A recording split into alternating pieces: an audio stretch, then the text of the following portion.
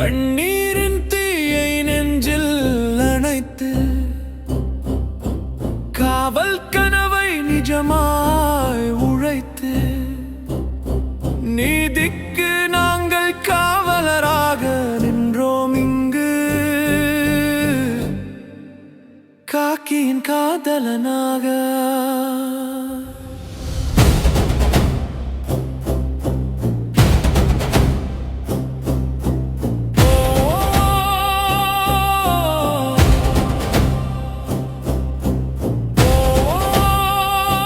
அன்பு மாணவ செல்வங்கள் அனைவருக்கும் வணக்கம். காக்கியின் காதலன் காவலர் பயிற்சி மையம் உங்களை அன்புடன் வரவேற்கிறது. தொடர்ச்சியாக 2ஆம் நிலை காவலர் தேர்வுக்கு தயாராகி கொண்டிருக்கக்கூடிய மாணவர்களுக்காக நமது பயிற்சி மையத்தின் சார்பாக மிக முக்கியமான கேள்வி பதில்களை பார்த்துட்ருக்குறோம். அந்த வகையில் இந்த வீடியோ பதிவில் 70 முக்கியமான பொதுறிவு வினாக்களை நம்ம பார்க்க போகிறோம். சரிங்களா, ரொம்ப இம்பார்ட்டண்டான கொஷின்ஸ் தான் நம்ம பார்க்க போகிறோம். இந்த 70 கொஷினுக்கு நீங்கள் எத்தனை கொஷின் சரியாக ஆன்சர் பண்ணுறீங்கன்றதை மறக்காமல் கீழே கமெண்ட் பாக்ஸில் கமெண்ட் பண்ணுங்கள்.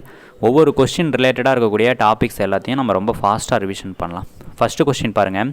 மௌரியர் காலத்தில் ஆட்சி, கலை மற்றும் பொருளாதாரம் குறித்து கௌட்டில்யர் எழுதிய நூல் எது அப்படின்னு சொல்லி கேட்டிருக்காங்க.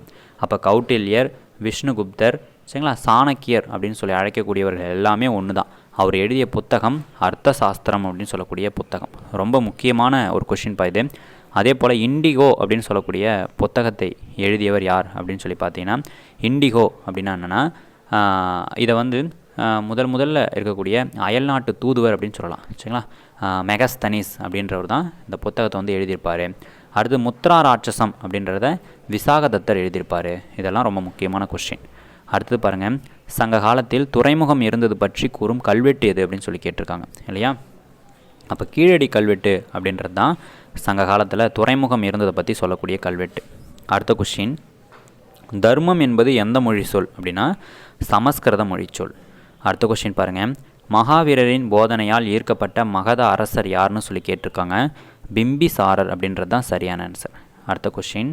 அங்கோர் வாட் கோவில் தமிழ் மன்னர்களால் எந்த நாட்டில் கட்டப்பட்டது அப்படின்னு சொல்லி கேட்டிருக்காங்க. கம்போடியா அப்படின்ற நாட்டில் கட்டப்பட்டது. அப்போ இந்த கம்போடியாவில் இருக்கக்கூடிய அங்கோர் வாட் அப்படின்ற கோவிலை கட்டிய மன்னர் யார் அப்படின்றது தான் உங்களுக்கான கொஸ்டின். தெரிஞ்சவங்க கீழே கமெண்ட் பாக்ஸில் கமெண்ட் பண்ணுங்கள். அடுத்த கொஸ்டின் பாருங்கள். விஜயநகர மன்னரான கிருஷ்ணதேவராயர் எந்த வம்சத்தை சார்ந்தவர் அப்படின்னு சொல்லி கேட்டிருக்காங்க.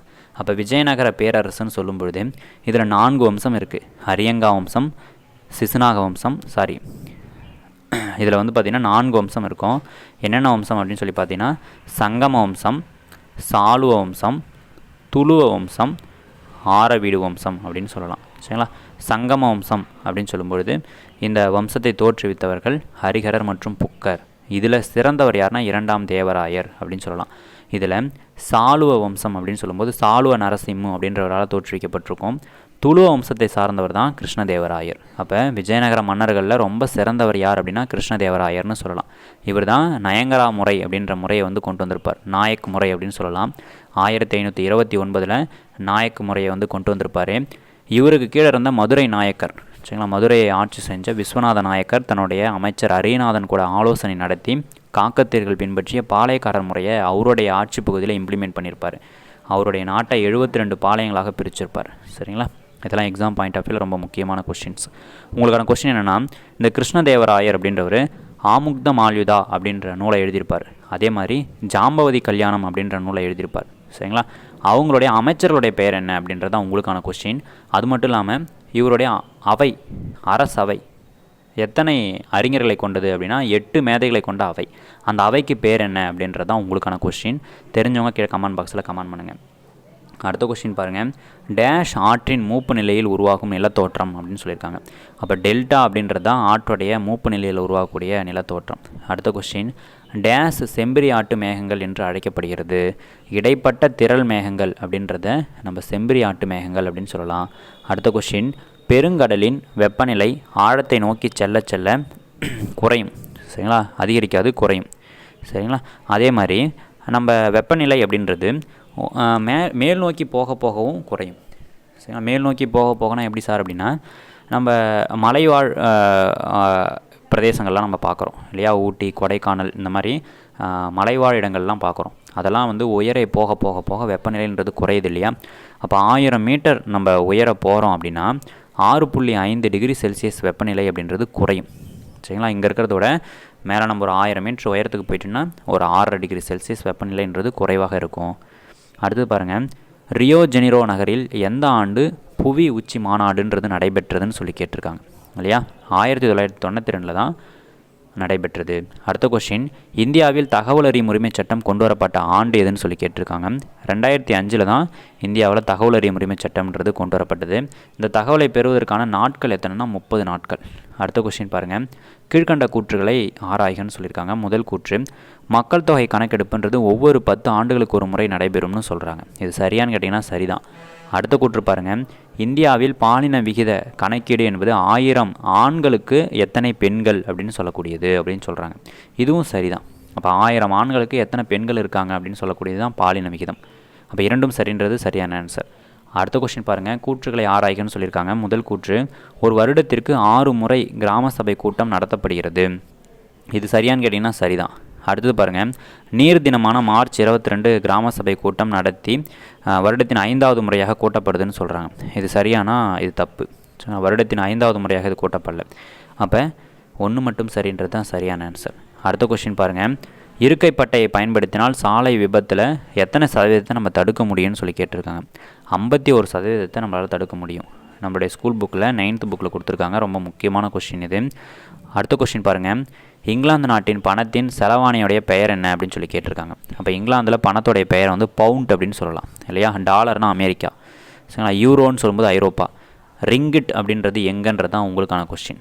அப்போ ரிங்கிட் அப்படின்னு சொல்லிட்டு எந்த நாட்டில் நாணயத்தை வந்து அழைக்கிறாங்கன்னு சொல்லி நீங்கள் தெரிஞ்சவங்க கமெண்ட் பாக்ஸில் கமெண்ட் பண்ணுங்கள். அடுத்த கொஸ்டின், கீழ்கண்ட கூற்றுகளை ஆராய்கன்னு சொல்லியிருக்காங்க. முதல் கூற்று, கோபாலகிருஷ்ண கோகலேயோடைய அரசியல் குரு எம்ஜி ராணடேன்னு சொல்கிறாங்க. இது சரியான்னு கேட்டிங்கன்னா சரிதான், சரிங்களா. அதேமாதிரி காந்தியோடைய அரசியல் குரு யாருன்னா கோபாலகிருஷ்ண கோகலே. அடுத்த கூற்று பாருங்கள், விதவைகள் மறுமண சங்கம் ஏற்படுத்தியவர் எம்ஜி ராணடேன்னு சொல்கிறாங்க. இதுவுமே சரிதான்.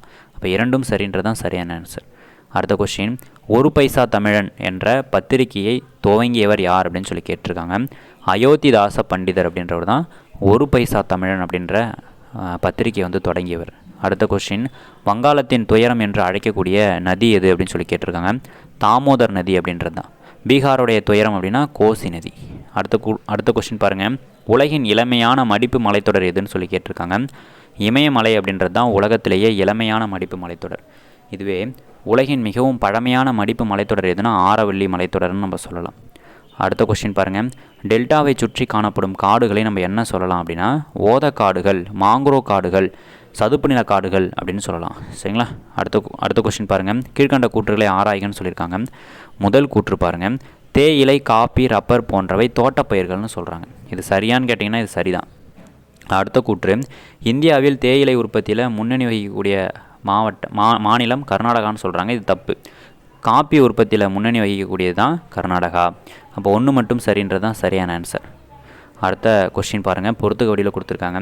இந்தியாவுடைய டெட்ராய்டுன்னு சொல்லி அழைக்கக்கூடியது எது அப்படின்னா சென்னை. வாகன உற்பத்தி அதிகமாக இருக்கிறதுனால சென்னை வந்து இந்தியாவுடைய டெட்ராய்டு அப்படின்னு சொல்கிறோம். அடுத்து காற்றாலை பண்ணை அப்படின்னு சொன்னீங்கன்னா குஜராத். சூரிய சக்தினா ஆந்திர பிரதேசம். தமிழ்நாட்டுடைய மான்செஸ்டர் எது அப்படின்னா கோயம்புத்தூர். அப்போ பாருங்கள், ஆப்ஷன் சி தான் சரியான ஆன்சர். அடுத்த கொஸ்டின் பாருங்கள், டாடா இரும்பு எஃகு நிறுவனம் 1907 எங்கு நிறுவப்பட்டதுன்னு சொல்லி கேட்டிருக்காங்க. ஜாம்ஷெட்பூர் அப்படின்ற இடத்துல தான் நிறுவப்பட்டிருக்கும். அடுத்த கொஸ்டின், ஒலிம்பிக் இந்தியாவுடைய முதல் தங்கப்பதக்கம் வென்றவர் யார் அப்படின்னு சொல்லி கேட்டிருக்காங்க, சரிங்களா. அபினவ் பிந்த்ரா அப்படின்றவங்க தான். இவர் வந்து வில்வித்தை வீரர். அடுத்த கொஸ்டின், WTOடைய தலைமையகம் எங்கே அமைஞ்சிருக்கு அப்படின்னு சொல்லி கேட்டிருக்காங்க. ஜெனீவாவில் தான் அமைஞ்சிருக்கு. இந்த மாதிரி ஆர்கனைசேஷன் வந்துட்டாலே அது வந்து ஜெனீவா தான். அடுத்த கொஸ்டின், புதிய இந்தியா புத்தகத்தின் ஆசிரியர் யார் அப்படின்னு சொல்லி கேட்டிருக்காங்க. நியூ இந்தியா, காமன்வெல்த் இந்த மாதிரி புத்தகத்துடைய ஆசிரியர் யார் தான் அன்னி பெசன்ட் அம்மையார் தான். இவங்க தான் ஒரு கூற்று சொல்லியிருப்பாங்க, வசதியான ரயிலில் அடிமையாக போகிறத விட மாட்டு வண்டியே சிறந்தது அப்படின்னு சொல்லியிருப்பாங்க. அடுத்தது பாருங்கள், சதீஷ் தவான் இந்திய விண்வெளி ஆய்வு மையம் எங்கே அமைஞ்சிருக்குன்னு சொல்லி கேட்டிருக்காங்க. ஆந்திராவில் தான் சதீஷ் தவான் விண்வெளி ஆய்வு மையம்ன்றது அமைஞ்சிருக்கு. அடுத்த கொஸ்டின் பாருங்கள், பொறுத்துக்க வடிவில் கொடுத்துருக்காங்க. நீரஜ் சோப்ரா அப்படின்றவர் ஒரு ஈட்டி எறிதல் வீரர். பஜ்ரங் புனியா அப்படின்றவங்க ஒரு மல்யுத்த வீரர். சிந்து அப்படின்னு சொன்னோம்னா அவங்க ஒரு பூப்பந்து வீரர். மீராபாய் சானுன்றவங்க ஒரு பளு தூக்குதல் வீரர். அப்போ ஆப்ஷன் ஏ தான் சரியான ஆன்சர். அடுத்த கொஸ்டின், ஜேம்ஸ் வெப் டெலஸ்கோப்பினை விண்ணில் செலுத்திய நிறுவனம் எது அப்படின்னு சொல்லி கேட்டிருக்காங்க. நாசா. நாசா தான் அனுப்பிச்சிருக்கோம். அடுத்த கொஷின் பாருங்கள். கீழ்கண்டவற்றுள் பொருந்தாத இணை எதுன்னு சொல்லி கேட்டிருக்காங்க. இந்த பக்கம் வந்து நாட்டியங்களும் இந்தாண்ட அதனுடைய மாநிலமும் கொடுத்துருக்காங்க. அப்போ நடனம் புகழ்பெற்ற மாநிலங்கள். பரதநாட்டியம் அப்படின்றது நம்ம தமிழ்நாட்டுடைய பாரம்பரிய நடனம் இல்லையா. மோகினி ஆட்டம்ன்றது கேரளாவுடையது. சத்ரியா அப்படின்னா மணிப்பூரான்னு கேட்டிங்கன்னா கிடையாது, அசாம். மணிப்பூரில் வந்து மணிப்பூரி அப்படின்னு சொல்லலாம். அப்போ அதுதான் பொருந்தாத இணையாக இருக்குது இல்லையா. அப்போ ஆப்ஷன் சி தான் சரியான ஆன்சர். அடுத்த கொஸ்டின் பாருங்கள். இந்தியாவுடைய தற்பொழுது குடியரசுத் தலைவராக திரௌபதி முர்மு அவர்கள் இருக்காங்க. அவங்க எத்தனையாவது குடியரசுத் தலைவர் அப்படின்னு சொல்லி பார்த்தீங்கன்னா 15வது குடியரசுத் தலைவர் இல்லையா. அடுத்த கொஸ்டின். கூற்றுகளை ஆராய்கன்னு சொல்லியிருக்காங்க. முதல் கூற்று, மாநில அரசின் உயர் அதிகாரிகளை நியமிப்பதில் முதலமைச்சர் முக்கிய பங்கு வகிக்கிறாருன்னு சொல்கிறாங்க. இது சரியான்னு கேட்டிங்கன்னா இது ரொம்ப சரியான ஒரு கூற்று தான். அடுத்த கூற்று பாருங்கள். மாநில அரசின் சட்டங்களை இயற்றுபவர் சட்டமன்ற உறுப்பினர்கள் ஆவார்கள். இது சரியான்னு கேட்டிங்கன்னா இதுவும் சரிதான். அப்போ 1, 2 சரின்றது தான் சரியான ஆன்சர். அடுத்த கொஸ்டின் பாருங்கள். கீழ்கண்ட கூற்றுகளை ஆராய்கன்னு சொல்லியிருக்காங்க. முதல் கூற்று, மழை துளி கோள வடிவத்தை பெற காரணம் பரப்பு இழுவிசைன்னு சொல்லியிருக்காங்க. இது சரியான ஒரு கூற்று தான். பரப்பு இழுவிசையோடைய அலகு என்னென்னா Nm/மீட்டர்னு சொல்கிறாங்க இல்லையா. பரப்பு இழுவிசையோட இன்னும் பயன்பாடுகள்லாம் என்னென்னு சொன்னோம்னா மழை துளி கோள வடிவத்தை பெறுவது பரப்பு இழுவிசை. அதே மாதிரி நம்ம உறிஞ்சு குழாயை வச்சு ஜூஸ் வந்து உரியறோம் இல்லையா, அதுவும் பரப்பு இழுவிசை தான். நீர் வந்து தாவரங்களுடைய அனைத்து பரப்புகளுக்கும் மேலே போகிறதுக்கு காரணமும் பரப்பு இழுவிசை தான். நீர் சிலந்தியானது தண்ணி மேலே நடந்து போகுது இல்லையா, அதுக்கு காரணமும் பரப்பு இழுவிசை தான். அப்போ இதில் சொல்லியிருக்கிற கூற்றுகளில் 2மே சரின்றது தான் சரியான ஆன்சர். அடுத்த கொஸ்டின். அழுத்தத்தின் அலகு என்ன அப்படின்னு சொல்லி கேட்டிருக்காங்க. அழுத்தத்தின் அலகு அப்படின்னா நம்ம பாஸ்கலும் சொல்லலாம், Nm/மீட்டர் சொல்லலாம் இல்லையா. இது 2மே சரி தான். இப்போ ஆப்ஷன் டி தான் சரியான ஆன்சர். அடுத்த கொஸ்டின். உடல் உள்ளுறுப்புகளை பார்ப்பதற்கு ஒளி இழையை மருத்துவர்கள் பயன்படுத்துகிறாங்க. என்ன ஒளி இழையை பயன்படுத்துகிறாங்க அப்படின்னு பார்த்தீங்கன்னா பெரிஸ்கோப்பில் ஒளி இழையை பயன்படுத்துகிறாங்க. அப்போ உடலில் இருக்கக்கூடிய உள்ளுறுப்புகளை பார்ப்பதற்கு ஒளி இழை பெரிஸ்கோப்புகளை மருத்துவர்கள் பயன்படுத்துகிறாங்க. கலைடாஸ்கோப் அப்படின்றது சிறுவர்கள் விளையாடுறதுக்கு பயன்படுத்தக்கூடியது. அடுத்தது, முதன்மை குவியத்திற்கும் ஆடி மையத்திற்கும் இடையே உள்ள தொலைவு டேஷ் என்று அழைக்கப்படுகிறது. குவிய தொலைவு அப்படின்னு சொல்கிறோம் இல்லையா, குவிய தொலைவு. அடுத்த கொஸ்டின். வெப்ப கடத்தல் முறையில் வெப்ப ஆற்றல் பரிமாற்றம் அப்படின்றது எதற்கிடையே நடைபெறும் அப்படின்னா திடப்பொருட்களுக்கு இடையே நடைபெறும். அப்போ திரவ பொருள் வாயு பொருட்களில் வெப்ப சலனம் அப்படின்றது நடைபெறுது. அடுத்ததான் வெற்றிடத்தில் வெப்ப கதிர்வீச்சுன்றது நடைபெறுது. அடுத்து பாருங்கள். நிலைமின் காட்டி என்ற தத்துவத்தை உருவாக்கியவர் யார் அப்படின்னு சொல்லி கேட்டிருக்காங்க. இந்த நிலைமின் காட்டி அப்படின்றத வெர்சோனியம் அப்படின்னு சொல்லி வில்லியம் கில்பர்ட் வந்து உருவாக்குறாரு. அப்போ இந்த நிலைமின் காட்டிகள் எந்த தத்துவத்தின் அடிப்படையில் செயல்படுகிறது அப்படின்னா ஓரின மின் துகள்கள் விளக்கும்ன்ற தத்துவத்தின் அடிப்படையில் வேலை செய்யுது.